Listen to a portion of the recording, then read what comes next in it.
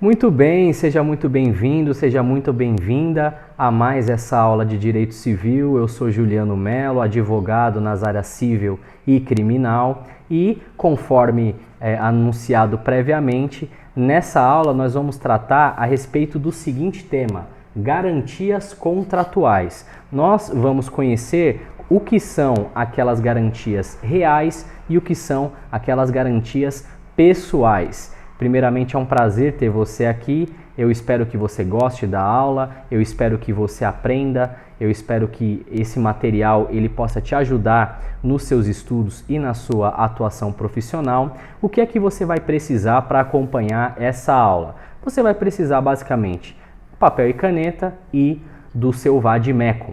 É isso que você vai precisar para acompanhar essa aula. Aqui na descrição do vídeo nós temos o material de apoio que foi preparado com muito carinho para você e que você pode utilizar nos seus estudos, na sua atuação profissional. Você pode imprimir, você pode ali fazer anotações à margem, você pode deixar salvo com você e eu espero que ele também seja de grande ajuda aí para você, tá bom? Os meus contatos, eles já estão aqui também na descrição do vídeo, meu Instagram, meu e-mail, o meu Twitter, meu Facebook, o meu site, principal ferramenta que eu utilizo é o meu site. Lá eu faço constar todos os conteúdos que eu produzo, as principais notícias que eu gosto de comentar a respeito de matérias cíveis e criminais, as aulas que eu preparo, eu faço incluir também todas no site, os materiais de apoio, enfim. E eu espero que ele também possa servir como uma fonte de conhecimento para você, tá certo? Muito bem, sem mais delongas, então vamos começar a nossa aula. A legislação civil, ela prevê modalidades de garantia para que o credor de uma obrigação ele possa se resguardar, se proteger de um eventual inadimplemento por parte do devedor nos negócios jurídicos. Essas garantias elas podem ser de dois tipos. Elas podem ser garantias pessoais e podem ser garantias reais. Primeiramente, as garantias pessoais, elas também são chamadas de garantias fidejussórias. O que são, o que significam as garantias pessoais? Elas são aquelas onde a pessoa se obriga em relação a uma determinada dívida contraída por um determinado devedor, com o perdão da redundância. Uma vez que a pessoa se obriga em relação à dívida contraída, o patrimônio dela como um todo pode ser alcançado pela cobrança, em regra, né? Isso está previsto no artigo 391 do Código Civil, que eu gostaria de ler junto com você, o artigo 391 do Código Civil, que diz o seguinte: pelo inadimplemento das obrigações, respondem todos os bens do devedor. Então, uma vez que uma pessoa ela se obriga a garantir uma determinada obrigação, o adimplemento de uma determinada obrigação, ela se torna co-obrigada, ela se torna ali devedora do credor também. E, portanto, o seu patrimônio como um todo, em regra, ele pode ser alcançado pela cobrança. Essas são as garantias pessoais. Agora, o que são as garantias reais? Bem, diferentemente, as garantias reais são aquelas onde um bem específico ele é destacado para garantir o adimplemento da obrigação, para garantir o pagamento da dívida. Essas são as garantias reais. Agora nós vamos entrar nas espécies de garantia, né? Primeiramente as espécies de garantia pessoal. As mais conhecidas são a fiança e o aval. A fiança, primeiramente, ela está prevista a partir do artigo 818 do Código Civil. Abra aí, por gentileza, o seu vade-mecum no artigo 818 do Código Civil, que diz o seguinte: pelo contrato de fiança, uma pessoa garante satisfazer ao credor uma obrigação assumida pelo devedor, caso este não a cumpra. Então, é um conceito bastante abrangente, né? Bastante genérico a respeito da fiança, né? Uma terceira pessoa, ela se obriga por escrito, sempre por escrito, a garantir o cumprimento da obrigação do devedor em relação ao credor. Dessa maneira, o patrimônio do fiador, né, como um todo, em regra, ele pode ser alcançado por essa cobrança. O fiador, nesse caso, ele tem algum benefício? Ele tem também algum tipo de proteção, algum tipo de resguardo? Tem. Ele pode abrir mão, mas ele tem. Que é o chamado benefício de ordem, também conhecido como benefício da subsidiariedade. O que significa isso? Significa que o fiador ele tem o direito de exigir que primeiro, antes de ele ser cobrado, ele fiador, primeiro o credor esgote a cobrança em relação ao devedor principal. Então, só depois de esgotar a cobrança em relação ao devedor principal é que, em regra, o credor ele pode ali partir para cima, por assim dizer, do fiador. Mas, como a gente já mencionou, o fiador ele pode abrir mão, se ele quiser, desse benefício. A segunda modalidade de garantia pessoal que nós vamos mencionar aqui nessa aula é o aval. O aval ele está previsto a partir ali do artigo 897 do Código Civil. Artigo 897 do Código Civil, pedir para que você abra por gentileza, leia junto comigo, ele diz o seguinte: o pagamento de título de crédito que contém a obrigação de pagar soma determinada pode ser garantido por aval. Então, o que nós temos aqui? O aval, ele é parecido com a fiança, só que ele é um pouco mais específico, ele tem algumas diferenças. A primeira diferença é que o aval, ele é específico dos títulos de crédito. Então, as obrigações assumidas através de títulos de crédito, por exemplo, um cheque, uma nota promissória, etc., essa obrigação ela pode ser garantida mediante aval. E a segunda diferença entre o aval e a fiança é que no aval não existe o benefício de ordem, não existe o benefício da subsidiariedade. Então, o avalista ele pode ser cobrado, né, sem que precise primeiro esgotar a cobrança em relação ao devedor principal, tá bom? Superficialmente falando, essas são as garantias pessoais. Apenas deixando uma coisa clara, eu pretendo fazer um vídeo, uma aula para cada uma das modalidades de garantia que nós estamos tratando aqui, né, nessa aula de uma maneira mais genérica, de uma maneira mais superficial. Eu vou fazer um vídeo especificamente para cada uma dessas modalidades de garantia, mas é uma coisa para fazer mais para frente, tá bom? Mas eu me comprometo nesse sentido com você. Agora nós vamos estudar as espécies de garantia real. E nós vamos mencionar 5 espécies de garantia real nessa aula, que são o penhor, a anticrese, a hipoteca, a caução e a alienação fiduciária, certo? Então, começando aqui com o penhor. O penhor, ele está previsto ali a partir do artigo 1431 do Código Civil, que diz o seguinte: localize por gentileza o artigo 1431 do Código Civil e leia junto comigo, por gentileza. Ele diz o seguinte: constitui-se o penhor pela transferência efetiva da posse que, em garantia do débito ao credor ou a quem o represente, faz o devedor ou alguém por ele de uma coisa móvel suscetível de alienação. Parágrafo único. No penhor rural, industrial, mercantil e de veículos, as coisas empenhadas continuam em poder do devedor, que as deve guardar e conservar. Bem, como você pôde ver aqui nesse artigo 1431 do Código Civil, o penhor ele é a entrega de uma coisa móvel suscetível de alienação, ou seja, uma coisa que possa ser vendida por parte do credor ou de outra pessoa, por parte do devedor ou de outra pessoa ao credor da obrigação, ou aquele que o estiver representando, em garantia do débito.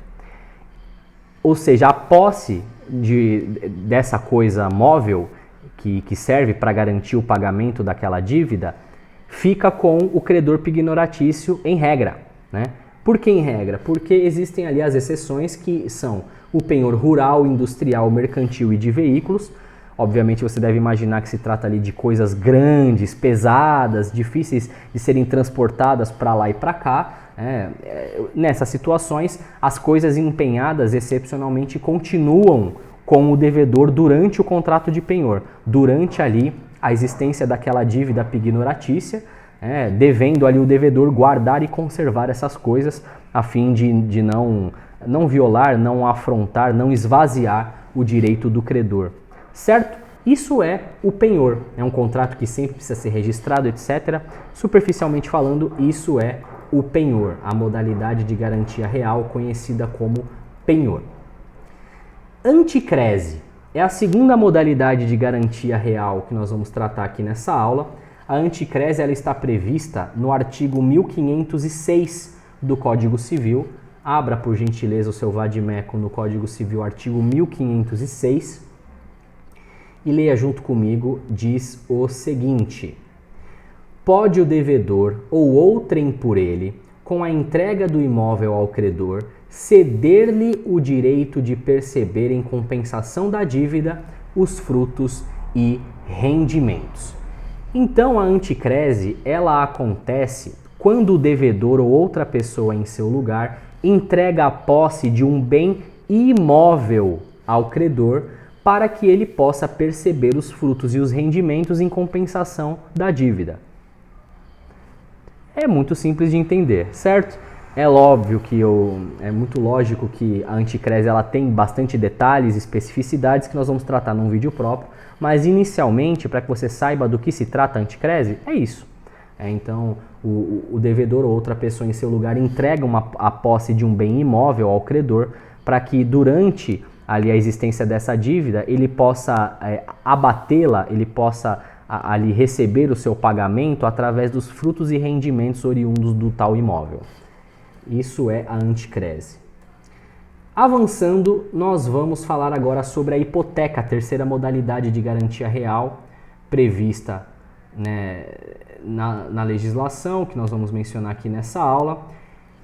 A hipoteca ela está prevista a partir do artigo 1473 do Código Civil, mas a definição, nós vamos utilizar aqui a definição do professor Caio Mário da Silva Pereira, um dos doutrinadores mais importantes, né, do direito civil brasileiro, mencionado ali pelo professor Francisco Eduardo Loureiro, no livro Código Civil comentado, coordenado ali pelo professor e ex-ministro do Supremo Tribunal Federal, ex-presidente do Supremo, César Peluso. A definição ela é a seguinte: hipoteca é o direito real de natureza civil incidente em coisa imóvel do devedor ou de terceiro, sem transmissão da posse ao credor. Ou seja, a hipoteca ela acontece quando um bem imóvel, seja do devedor, seja de uma terceira pessoa, ele é gravado, ele é marcado como sendo ali uma garantia ao pagamento de uma dívida, né? Só que, diferentemente do que acontece na anticrese, por exemplo, e do que acontece no penhor, a posse do bem, ela continua com o devedor, né? A posse do bem ela não é transmitida ao credor. E ao contrário do que acontece na alienação fiduciária, que nós vamos ver mais para frente, a propriedade do bem também continua com o devedor. Então, o que o credor tem a seu favor é o gravame, é ali a marcação no registro daquele imóvel de que aquele bem constitui garantia de pagamento de uma determinada dívida em seu favor. Só que, como a posse e a propriedade continuam com o devedor pode vender esse imóvel, ele pode alugar, ele pode usar, enfim. Mas que conste dos autos, por assim dizer, que esse bem ele está gravado, ele está marcado como sendo uma garantia do pagamento de uma dívida em relação a um determinado credor. Isso é a hipoteca. Caução. Vamos falar agora a respeito da caução, a quarta modalidade de garantia real que nós vamos tratar aqui nessa aula. Inicialmente é preciso que nós façamos o seguinte apontamento.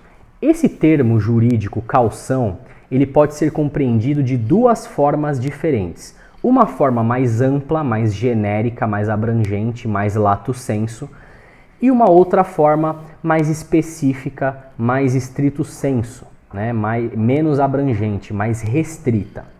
Em termos mais amplos, a caução ela é uma cautela, ela é sinônimo de garantia, ou seja, a caução ela compreende todas essas modalidades de garantia real e pessoal que nós estamos tratando nessa aula. Então, caução seria sinônimo de garantia, seria sinônimo de cautela. Mas, stricto sensu, existe uma modalidade de garantia real prevista na lei do inquilinato, a partir do artigo 37, que também se chama caução. Então, abra o seu vademecum, por gentileza, aí no artigo 37 da lei do inquilinato, artigos 37 e 38, e leia junto comigo, por favor. Diz o seguinte: no contrato de locação, pode o locador exigir do locatário as seguintes modalidades de garantia. Inciso 1º, caução. Agora vamos aí para o artigo 38 que diz: a caução poderá ser em bens móveis ou imóveis. Essa garantia, portanto, essa garantia nos contratos de locação, né, a chamada de caução, ela consiste no destacamento de um bem, seja móvel, seja imóvel, que possa garantir ao credor o pagamento de eventuais dívidas locatícias contraídas pelo devedor. Normalmente, né, o bem utilizado na caução, ele é uma quantia em dinheiro, equivalente ali a no máximo 3 meses do valor do aluguel. Se você já alugou um imóvel, seja em qualquer dos lados da mesa, seja como locador, seja como locatário, você deve conhecer e saber como funciona a praxe, né, do chamado depósito calção. Ou seja, esse bem, o dinheiro, aquela quantia em dinheiro, ela é separada, ela é destacada para garantir o pagamento de eventuais dívidas locatícias que o locatário venha a contrair em relação ao locador. Então, isso é a caução. Por fim, a quinta modalidade de garantia real que nós vamos tratar aqui nessa aula é a alienação fiduciária. Muitos doutrinadores compreendem a alienação fiduciária como sendo uma modalidade de garantia real. Eu também entendo assim, portanto eu vou tratar dela nesse subtópico. Nessa modalidade de garantia, chamada de alienação fiduciária, um bem específico, né, e da mesma forma que nos outros, né, um bem específico, ele é destacado para garantir o pagamento de uma dívida contraída. Esse bem, ele pode ser imóvel ou móvel, né, não há restrição nesse sentido, só que ao longo do contrato de alienação fiduciária, ao longo da existência dessa dívida, o devedor ele conserva apenas a posse desse bem. Ele fica com a posse do bem, mas a propriedade ela fica com o credor. Então, durante esse contrato de alienação fiduciária, o devedor ele pode usar a coisa como se ela fosse sua, né? Ele pode usar, ele pode fruir, né? Ou seja, ele pode alugar essa coisa, mas ele não pode, ele pode reivindicar, né, da coisa de quem ilegalmente a detenha, mas ele não pode dispor dela. Ele não pode vendê-la sem que primeiro ele pague a dívida assumida no contrato de alienação fiduciária. Apenas após o adimplemento total da obrigação assumida, apenas após a quitação do contrato de alienação fiduciária, é que a propriedade ela pode ser transferida ao devedor. Você, né, já deve ter visto isso quando um imóvel ele é vendido mediante financiamento, né? A propriedade do bem ela fica com o banco é que é o dono do bem, mas a posse do imóvel ela fica ali com o devedor. Da mesma forma, por exemplo, o financiamento de um carro, o financiamento de uma moto, esses bens eles ficam em posse do devedor, né? Em posse da pessoa que fez o financiamento, mas a propriedade ela fica com o banco até que a dívida seja totalmente paga, totalmente quitada. Muito bem, essas são as considerações que eu gostaria de fazer nessa aula, né? o que são as garantias contratuais, o que são ali as garantias pessoais, o que são as garantias reais, as modalidades de cada uma, né? Nós vimos ali que as garantias pessoais, elas se dão quando uma pessoa se obriga em relação à garantia de uma eventual obrigação. Então, as mais conhecidas, as mais utilizadas são a fiança e o aval. Nós vimos também que as garantias reais são aquelas onde um bem específico ele é destacado para garantir o pagamento de uma dívida ou adimplemento de uma obrigação. Nós vimos ali as modalidades de garantia real, penhor, anticrese, hipoteca, caução e alienação fiduciária. Caso você tenha ficado com alguma dúvida, espero que não, espero que tudo possa ter sido bem compreendido por você, espero que eu tenha me feito entender o suficiente para ajudar você a aprender esses pontos, mas caso tenha ficado alguma dúvida, você pode utilizar os comentários aqui desse vídeo, você pode utilizar o meu Instagram, o meu e-mail, o meu site, enfim, o meu Facebook, Twitter, você pode, eu estou à sua disposição para tirar suas dúvidas a respeito desse conteúdo. Eu pedi para que você, caso não tenha feito isso ainda, curta esse vídeo, se inscreva no canal e ative o sininho das notificações para que você possa receber um aviso sempre que eu fizer um vídeo novo.